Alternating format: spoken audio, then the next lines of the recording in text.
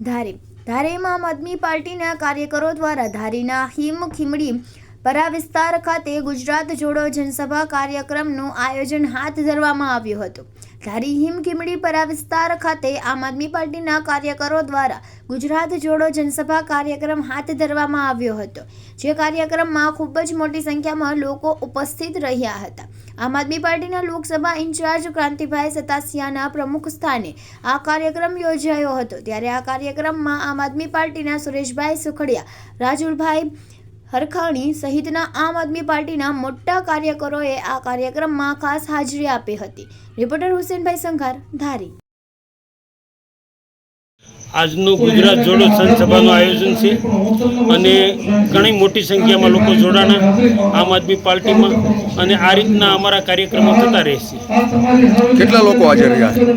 કમસે કમ 200 થી 400 લોકો, 200 થી 300 લોકો જેવા આ કાર્યક્રમમાં જોડાણા છે જનસભા આયોજનમાં।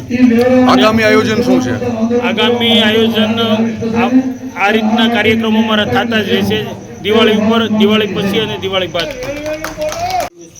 ગુજરાતની અંદર ઓલ ગુજરાતની અંદર છે જનસભાઓ હાલે છે ગુજરાત જોડો 2000થી ઉપરાંત પણ સભાઓ કરવાની છે। એના ભાગરૂપે આજે હિમખીમડીની અંદર અમે સભાનું આયોજન કર્યું હતું। ઘણા પ્રશ્નો છે, ધારીના પ્રશ્નો ઘણા છે, હિમખીમડીના પ્રશ્નો ઘણા છે। પહેલો પ્રશ્ન તો ધારીનો રેલવેનો મોટો પ્રશ્ન છે કે રેલવેની સુવિધા અત્યારે બંધ છે, ચાલુ નથી કરી, એ ચાલુ કરાવી।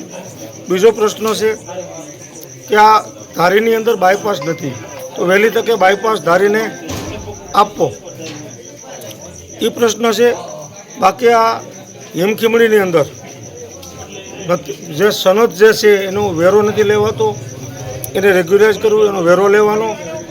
આ વિસ્તારના જે પ્રશ્નો હોય, ધારીના હોય, પછી હરિપરાના હોય, પ્રેમપરાના હોય, લાઇનપરાના હોય, નબાપરાના હોય કે વેકરિયાપરાના હોય કે ધારી પ્રોપરના હોય, આ પ્રશ્નો અમે હાથ ઉપર લેવું। દિવાળી પછી એક મોટા મિટિંગનું અમે આયોજન કરવી છીએ। એ મિટિંગ થયા પછી ધારીની અંદર અમે રેલવે માટે અને બાયપાસ માટે લોક આંદોલન કરવાના છીએ, એની હું તમને અત્યારે ખાતરી આપું છું। અને આજે લોકોને આત્મા જગાડ્યો છે, લોકો સાથ સહકાર આપે, એના માધ્યમથી અમે આગેવાની લેવું અને જબરજસ્ત આયોજન ધારીમાં આવતા સમયમાં થાય એની ખાતરી આપું છું। વંદે માતરમ, ભારત માતા કી જય।